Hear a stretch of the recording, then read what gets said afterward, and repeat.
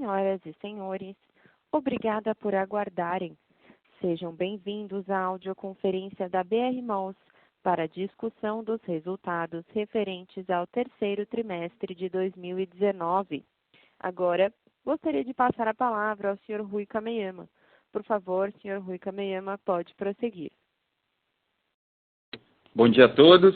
Obrigado por participarem do nosso call de resultados do terceiro TRI de 2019. Começaremos com a apresentação dos destaques do período e depois abriremos para o Q&A. Começando pelo slide 3, destacamos o avanço da estratégia de portfólio de longo prazo e a recuperação dos resultados financeiros e operacionais de curto prazo. Em julho, compramos participação adicional de 25% no Iguatemi Caxias, shopping dominante na Serra Gaúcha, e no início de agosto anunciamos a venda de participação em 7 shoppings que estavam fora da estratégia de ativos prioritários e a distribuição da totalidade dos recursos via dividendos e juros sobre capital próprio, que totalizaram 696 milhões de reais.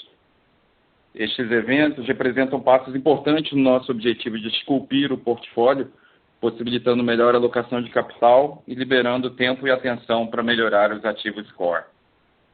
Essa maior exposição a ativos Tier 1 e 2, que passou de 81% do NOI em 2017 para 93% do NOI no final desse trimestre, foi fundamental para a melhora dos indicadores operacionais, que obtiveram importante crescimento no período, sendo 8,9% em vendas por metro quadrado, 21,7% em aluguel por metro quadrado e de 25% em NOI por metro quadrado.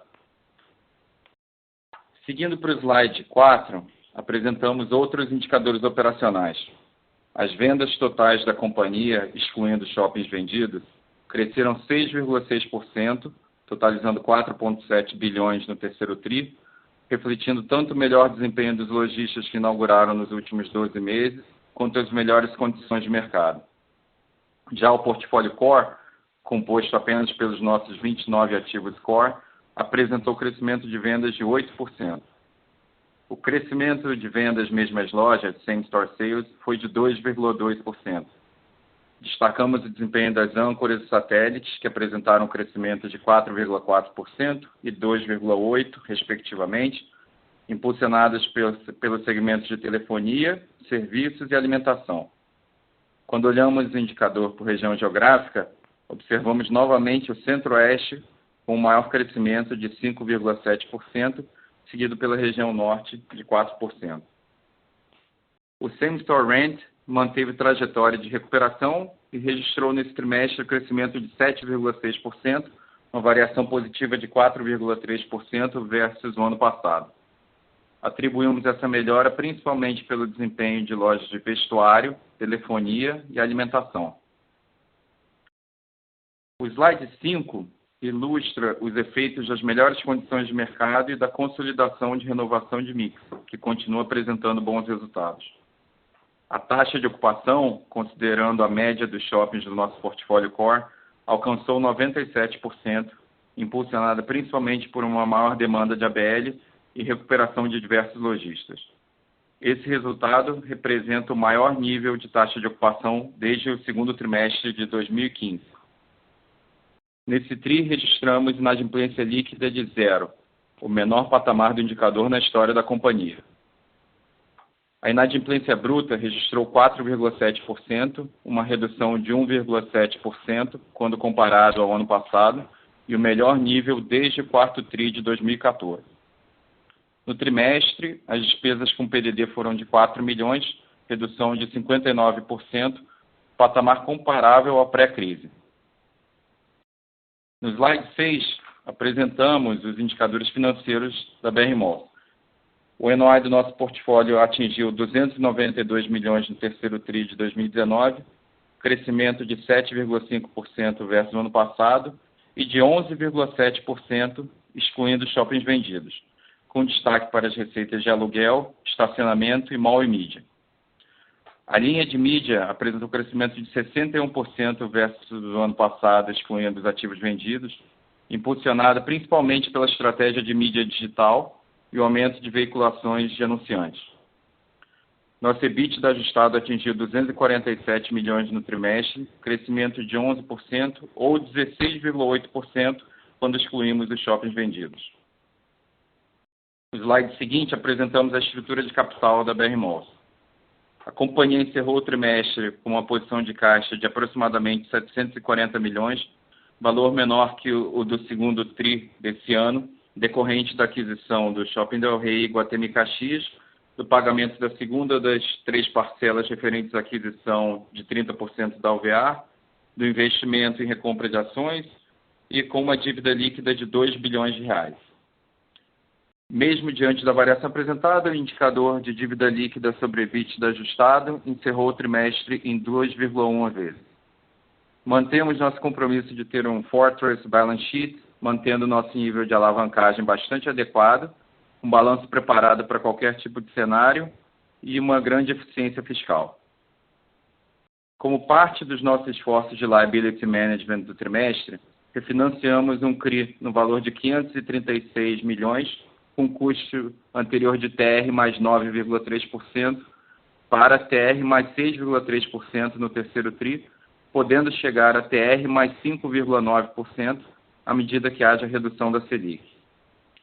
Além disso, em outubro deste ano, negociamos a alteração de taxa de outro CRI de aproximadamente 615 milhões de reais, do valor anterior, da taxa anterior de TR mais 8,3%, para 113,5% do CDI e o alongamento da dívida de fevereiro de 2025 para outubro de 2026. Após esta mudança, reduzimos a nossa exposição a dívidas em TR de 42,5% para aproximadamente 20%. No slide seguinte, apresentamos o FFO ajustado, que registrou crescimento de 50,4%, totalizando 192 milhões de reais no terceiro TRI de 2019. No gráfico da direita, demonstramos o FFO por ação, principal métrica para a criação de valor no longo prazo para os acionistas. O indicador cresceu 51,9%, totalizando 23 centavos por ação. Quando analisamos esse indicador nos últimos 12 meses, o EFFO por ação totalizou 82 centavos, superando os 68 centavos de 2018, e superior ao nível registrado em todos os outros anos da companhia. Os principais efeitos que contribuíram para tal crescimento foram a melhoria operacional, com crescimento de 5,2% da receita líquida e 11% do EBITDA ajustado, os esforços de liability management, o programa de recompra de ações e maior eficiência fiscal. No último slide, anunciamos o Taste Lab, nosso coletivo gourmet, no Norte Shopping. Nosso Food Hall, conceito pioneiro no Brasil, se provou um case de sucesso no Estação Cuiabá e por isso decidimos expandir o projeto para outros ativos do nosso portfólio. Buscamos inspirações e tendências internacionais para oferecer aos nossos clientes mais do que um lugar para comer e beber. O propósito do Taste Lab é oferecer experiências culinárias, democratizando a gastronomia. No Norte Shopping, ele irá inaugurar em 2020 e contará com 21 operações em uma área de 1.700 metros quadrados. Essa iniciativa ilustra a nossa estratégia de diferenciação e melhoria relevante na experiência do consumidor, que faz parte de uma agenda mais abrangente que foi intensificada nesses últimos 2 anos. Com isso, encerramos a nossa apresentação. Estamos disponíveis para responder perguntas ou dúvidas. Obrigado. Iniciaremos agora a sessão de perguntas e respostas. Para fazer uma pergunta, por favor, digitem *1 e para retirar a pergunta da lista, digitem *2. A nossa primeira pergunta vem do Sr. Jorel Guilloty, do Morgan Stanley. Sr. Jorel, pode prosseguir. Bom dia a todos. Eu tenho 2 perguntas. Eu primeiro queria entender um pouco mais sobre esse ponto de inflexão que a gente está vendo em termos de crescimento da NOI. Eu queria saber como vocês descreveriam, como podem caracterizar esse tipo de crescimento. Se vocês veem isso como meio um stepwise move, um one-off em termos de crescimento, ou se isso, em sua visão, termina sendo como o começo de um ciclo de crescimento indo para frente, especificamente para seu portfólio. E a segunda parte é sobre as vendas. Elas foram um pouquinho mais fracas do que a gente hubiera esperado, então eu queria melhor entender como vocês veem o crescimento das vendas indo para frente, se a gente também está no fundo do poço em termos de crescimento de vendas e se a gente vai ver um ponto de inflexão em breve para isso também. Obrigado. Oi, Jorel. Bom dia, obrigado pelas perguntas. O primeiro sobre a tendência ou o ponto de inflexão de NOI. Realmente, nos últimos anos, a companhia fez um esforço muito grande, vocês acompanharam no esforço de melhorar a qualidade da carteira de lojistas e, ao mesmo tempo, aumentar a qualidade dos nossos ativos e melhorar o relacionamento com os lojistas, né? A gente acredita que, gradativamente, esses efeitos vão se concretizando e ajudam naturalmente a gente ter uma tendência mais clara de como é que vai ser o crescimento de receita de NOI para os próximos anos, né? Quando a gente vê o tipo como é que foi o breakdown do crescimento de NOI, a gente teve um crescimento importante de aluguel mínimo com 7,6% no indicador excluindo vendas, mall e mídia crescendo 27%, aluguel percentual 14%, estacionamento 10%. Então, teve muitos, a taxa de transferência teve um crescimento aí de mais de 100%. Então, não foi um negócio concentrado em somente uma linha. Teve um destaque em mídia, mas acho que a qualidade, a distribuição do crescimento nas outras linhas mostra uma consistência também que nos dá uma confiança para os próximos trimestres. Então, o cenário que a gente está vendo é um cenário de uma recuperação de NOI ao longo dos próximos anos, que reflete também a própria demanda e o cenário de economia. E aí, casando com a sua segunda pergunta, que é como é que a gente está enxergando as vendas, né, acho que realmente é difícil a gente prever tri a tri o que vai acontecer, né? Mas a gente também baseia as nossas decisões de investimento e alocação de capital muito mais do que a gente está enxergando, olhando no horizonte um pouco mais longo, a percepção também dos varejistas, né? E eu acho que num horizonte mais curto, a gente acha que tende a ser, a nossa expectativa é que seja um trimestre melhor, né? A gente está tendo um outubro muito bom, eu acho que tem o efeito também de FGTS, que começa a ajudar a movimentar um pouco mais o consumo e o varejo, e a gente olhando para o ano que vem, a gente acredita nesse cenário de inflação baixa, de emprego voltando gradativamente, salário real voltando gradativamente e juros baixos, né? A gente acha que isso tudo vai impulsionar a economia, vai impulsionar o consumo, vai impulsionar o varejo e que isso impacta tanto no B2C, quando a gente estiver pensando em vendas, e quando a gente pensa também em demanda por ABL no B2B. E uma coisa importante que a gente fala muito também é que, no nosso caso, como a gente teve uma troca grande da carteira de lojistas, nos últimos anos, a gente tem que olhar não só o same-store sales, mas o crescimento de venda total. Quando a gente olha o nosso portfólio core, dos 29 ativos que a gente terá no longo prazo, a gente teve um crescimento de 8%. Né? Então, a gente olha o 2,2% do same-store sales, mas tem que olhar também o que foi o crescimento de venda total. Até porque as lojas que entraram durante esse turnover de lojistas, elas performam muito bem, né, puxam a venda total para cima e naturalmente trazem um pouco mais de concorrência para os lojistas que já estavam estabelecidos. Então, não sei se a palavra certa é canibalização, mas algum nível de migração existe também. Então, internamente a gente olha com atenção sempre para sales, mas olha com uma grande atenção também à venda total, porque acho que a combinação dos dois é que dá um real termômetro do que está acontecendo nos nossos shoppings, né? Então, isso é como a gente olha o curto prazo, mas olhando a tendência de longo prazo de vendas, a gente vê isso com uma tendência de melhora, dependendo, claro, da evolução da economia. Mas os sinais e um pouco das conversas que a gente tem com os varejistas apontam nessa direção de recuperação para os próximos anos. Obrigado e parabéns pelos resultados. Obrigado, Jorel.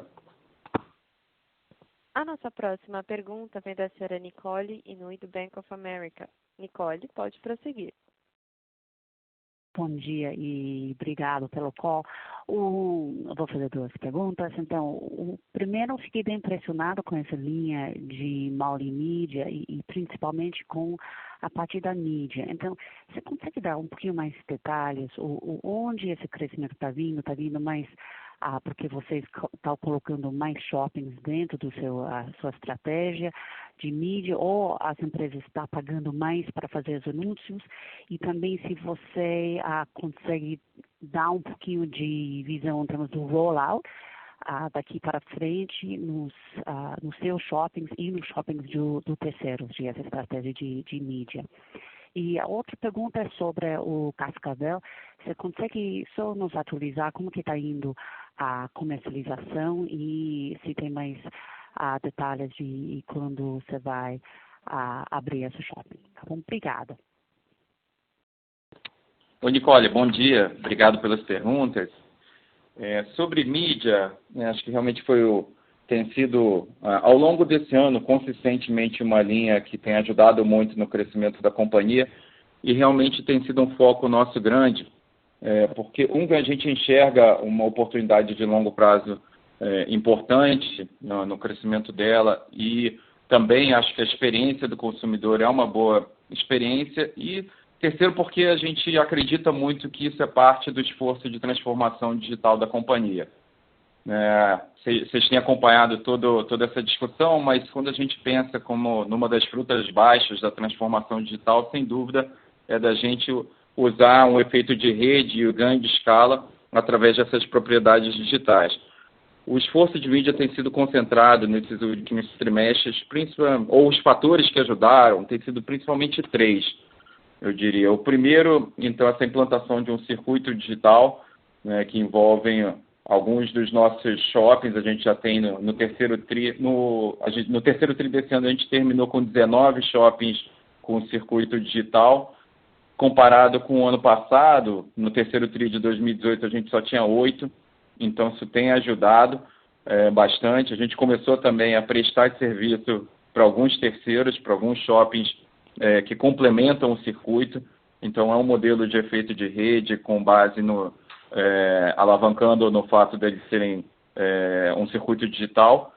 O segundo ponto é que a gente especializou o time. Então, nesses últimos anos, também a gente trouxe algumas pessoas muito fortes de mercado e deu uma expertise dedicada para a mídia. Isso é um esforço que já vem há alguns anos, mas a gente acelerou em função também da digitalização.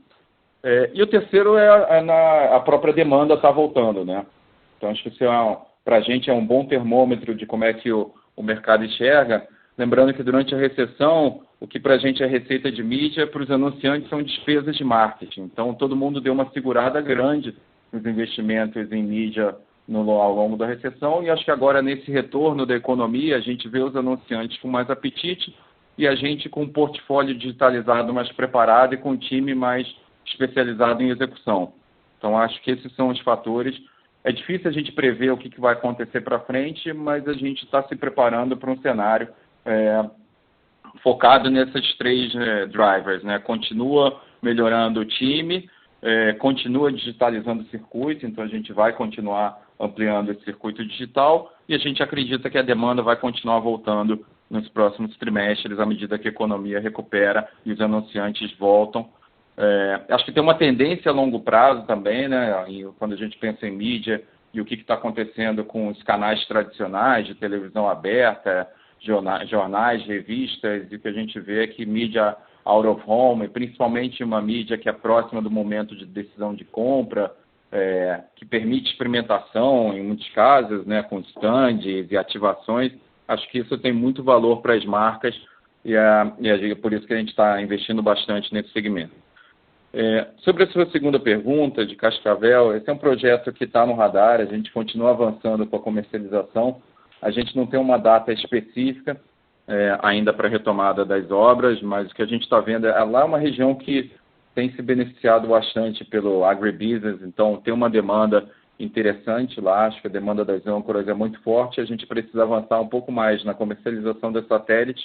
Então ainda não temos uma data específica, mas a gente continua avançando na comercialização no ritmo que a gente considera adequado. A gente está cuidando bastante também para não ter certeza que o nível dos aluguéis é adequado, casando um pouco o timing para a gente tentar capturar o valor correto olhando para frente e também tendo cuidado com o mix. Então, acho que a gente está na trajetória que a gente espera e quando a gente tiver os detalhes da construção e inauguração, a gente divide com vocês. Tá ótimo. Muito obrigada, Rui. Obrigado, Nicole. A nossa próxima pergunta vem do Sr. Luiz Tacchini, da Credit Suisse. Sr. Luiz, pode prosseguir. Oi, bom dia, Rui. Obrigado pela apresentação. Duas perguntas aqui do meu lado também. Primeira, com relação a nível sustentado de margem EBITDA, que talvez seja esperado, chamou bastante atenção nesse trimestre a queda de custo de vacância, de provisões, agora que talvez a gente esteja vendo um portfólio talvez mais homogeneizado, né? Queria entender, pensando do lado de vocês, até olhando essas ganhos de produtividade que você até comentou aí de mídia e tudo mais, o que é razoável imaginar de margem EBITDA de uma maneira estabilizada no portfólio da BR Malls? Historicamente, a empresa chegou a entregar já níveis mais próximos de 80 e tudo mais. Você acha que é algo que dá para atingir? E a segunda pergunta, com relação à alocação marginal de capital, né? A gente vê que, de fato, a alavancagem está caindo, e, enfim, talvez além do pipeline de revitalização do shopping core, a gente não tem nenhum grande projeto consumindo investimentos aí no momento, né? Queria entender se você pudesse comentar um pouco como é que está a cabeça de vocês curto prazo aí entre, talvez, não sei, reduzir ainda mais a alavancagem, subir payout, ou se, assim, faz sentido esperar alguma alocação em aquisição, algum anúncio aí de aumento de ABL, ou talvez até algum projeto multiuso. Queria entender de fato como é que está a priorização de vocês aí, olhando a alocação de capital nesse curto prazo. Se olhar, talvez nos últimos 12, 15 meses, assim, o foco maior foi de fato distribuição mesmo, né? Obrigado. Oi, Luiz. Bom dia, obrigado pelas perguntas. Sobre a questão de margem de EBITDA, né, a gente nesse TRI ficou aproximadamente 75%. No terceiro TRI de 2018 foi 71,6%, então mais próximo de 72%. Então, realmente teve uma melhorazinha na margem de EBITDA. A gente já teve no passado uma margem que gravitou, olhando no histórico da companhia, qualquer coisa entre 75%, chegou mais próximo de 80%, lá para 2013, 2014. E agora, durante a recessão, ficou mais próximo chegou a bater 65 em 2017, mas agora no ano passado estava em 72 e agora nesse terceiro TRI em 75, né? Então, a gente acredita que esse é um patamar em torno do qual é possível a gente ficar gravitando. Nesse TRI realmente a gente teve a inadimplência zero, né? Inadimplência líquida, o que contribuiu bastante para a gente ter. Foi um recorde na história da companhia, a gente começou a recuperar bastante do que tinha ficado para trás, e que ajudou também no nível de provisão ser muito baixo, né? Então, vai depender um pouco do comportamento disso nos próximos trimestres, mas a gente acha que, overall, 75 é um número razoável para ter como uma referência. Sobre a segunda pergunta, né, sobre a alocação de capital, a gente vê o nosso nível de alavancagem atual de 2 vezes como nos dando a flexibilidade necessária e uma otimização fiscal, né, uma eficiência fiscal. Então, acho que olhando para frente, acho que vai depender das oportunidades. A gente tem um pipeline de retrofit, expansões que a gente quer cumprir nos próximos anos, então tem um esforço grande de desenvolvimento e opcionalidades que venham de aquisições, né, sejam aumentos de participação ou, eventualmente, alguma outra aquisição externa, né, de novos ativos. Acho que a questão do nível de alavancagem, a gente está confortável nesse nível, né, acho que nos traz bastante flexibilidade, e aí talvez a gente vai olhar o que são essas oportunidades que a gente vê para o futuro para decidir o nível de payout que a gente tem como companhia. Então, a gente não dá um guidance específico nisso aí, mas só para vocês entenderem um pouco como é que funciona a nossa cabeça isso, né? A gente, de um lado, quer ter um balanço forte, né? A gente fala do Fortress Balance Sheet, que nos dê a flexibilidade para estar pronto para oportunidades à medida que elas surjam. Ao mesmo tempo, a gente tem a eficiência fiscal do outro lado. Então, a gente olha isso, o pipeline de investimentos, a expectativa de geração de caixa para ir determinando o nível adequado de distribuição de um tiro sobre capital e dividendos para os nossos acionistas. Essa é a lógica que a gente segue. Tá certo. Então, só para você, então, talvez abaixo de 2 vezes, vocês já sentem que talvez assim, vocês já têm um colchão suficiente, faria sentido aumentar a payout. É mais ou menos isso? Só para ter certeza que eu entendi. Eu acho que assim, abaixo de 2 vezes, talvez a gente não chegue num ponto de eficiência fiscal. Então, acho que é difícil ver por muitos trimestres a companhia ficando abaixo de 2 vezes. Tá certo, Rui. Muito obrigado. Bom dia. Obrigado, Luiz. Bom dia. A nossa próxima pergunta vem do senhor Marcelo Mota, da JP Morgan. Senhor Marcelo, pode prosseguir. Oi, bom dia a todos.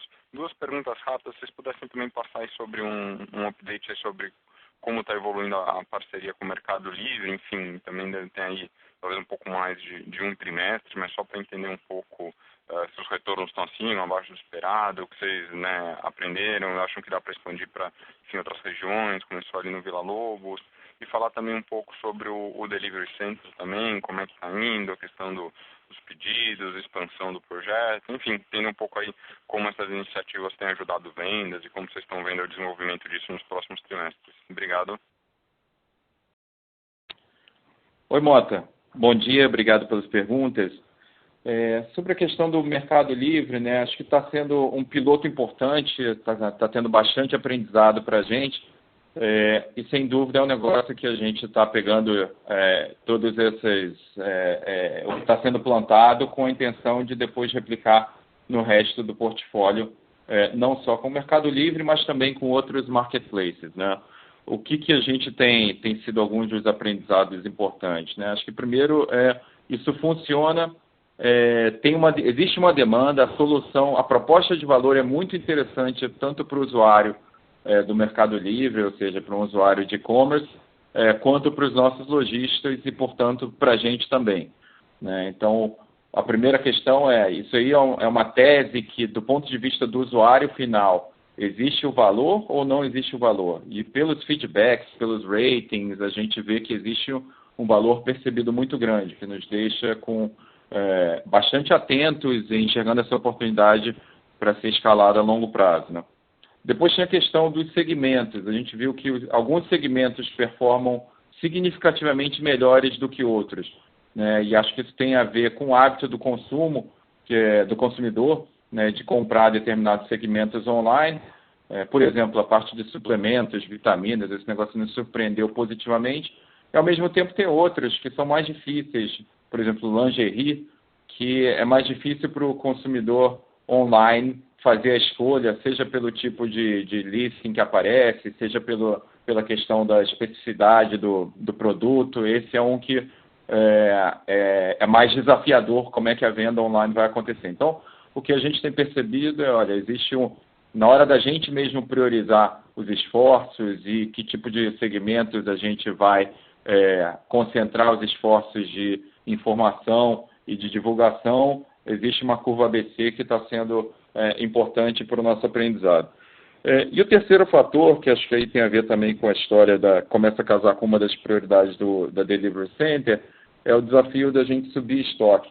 A informação de estoque dos lojistas é uma informação muito importante, isso que garante uma assertividade maior pelos marketplaces, não só pelo Mercado Livre, mas eventualmente por outros marketplaces que possam aderir lá na frente, mas qual a disponibilidade de estoque local. Se daqui a algum tempo a gente pensar, hoje Cuiabá tem um prazo de entrega normalmente de 7 dias para cima. Quando a gente chegar com Same Day Delivery a partir do Estação Cuiabá, uma informação muito importante é qual o estoque, principalmente de goods, está disponível lá em Cuiabá online. Que a partir dessa informação é que os marketplaces vão conseguir a eficiência e os consumidores vão conseguir velocidade de fato.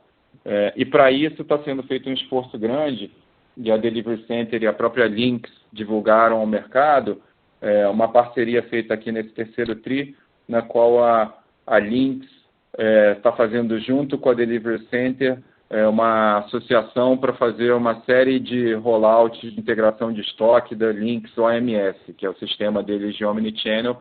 Funciona já para diversas redes de varejo, que estão estabelecidas nos shoppings e que isso naturalmente dá escala para Lynx, dá escala para Delivery Center e dá escala para a gente também acelerar esse processo. Então, acho que um terceiro aprendizado é essa questão da importância dos estoques, né? Sobre a Delivery Center, o projeto continua sendo muito importante do ponto de vista de food. Acho que isso está cada vez mais consolidado, tanto perante os lojistas quanto perante os consumidores, e a tendência é a integração de mais marketplaces para maximizar a demanda nesse sentido, e também um esforço bem maior nessa questão de estoques, como, por exemplo, o que eu comentei aqui, dessa parceria que foi feita junto com a Lynx. Então, continua avançando, acho que tem um esforço agora de profundidade maior para a gente conseguir avançar com mais efetividade em mais segmentos além de food, né? Acho que a questão de goods é uma questão prioritária aí para 2020, porque é isso que vai abrir, de fato, avenidas importantes a longo prazo. Então, esse é o status que a gente tem de Mercado Livre e Delivery Center. Uma coisa fala com a outra. A gente está plantando sementes importantes que a gente não está muito preocupado no que vai ser o impacto no curto prazo. Como a gente vê, é como se a gente estivesse criando uma estrada nova, né? Então, a gente está criando uma infraestrutura que vai ser muito importante tanto para os marketplaces, para os lojistas e para os consumidores. Então, uma infraestrutura de dados, uma infraestrutura logística last mile. Agora, essa nova rodovia, no início ainda tem pouco carro, né? Porque ainda não tem muita demanda, acho que a informação de estoque ainda é baixa, mas acho que o que a gente está olhando é o que essa autoestrada vai ser daqui a 5 anos, à medida que a demanda do consumidor por same-day delivery vai aumentando, à medida que mais lojistas vão se conectando, à medida que mais marketplaces vão se conectando, né? Então, acho que o nosso papel nesse momento é criar essa infraestrutura, criar essa rodovia e depois estimular para que a demanda e a oferta aconteçam. E aí eu acho que lá na frente esse negócio tem um corpo maior. Então, a gente, do ponto de vista de resultados, impacto de vendas, não é o nosso foco, a gente não está tão preocupado com isso, a gente está para a gente é mais importante acertando a tese e deixando a infraestrutura correta para que funcione bem para todo esse ecossistema, né? Para que funcione bem e seja um negócio fácil para conectar marketplaces, funcione bem e que não crie muito atrito, ao contrário, crie oportunidade para os lojistas, e que o last mile seja pronto, seja eficiente e que o consumidor fique bastante satisfeito e impressionado. Isso atendido, aí a nossa tese é que vai ser questão de tempo para as coisas acontecerem. Então, é um projeto, são esforços de longo prazo, e o que você comentou acho que é importante, né? Acho que seu comentário foi já na direção. É muito o que são os aprendizados e aonde a gente está apostando para o longo prazo. Perfeito, obrigado, Rui. Obrigado, Mota. Mais uma vez, gostaria de lembrá-los que para fazer uma pergunta, basta digitar *1 e para retirar a pergunta da lista, digitar *2.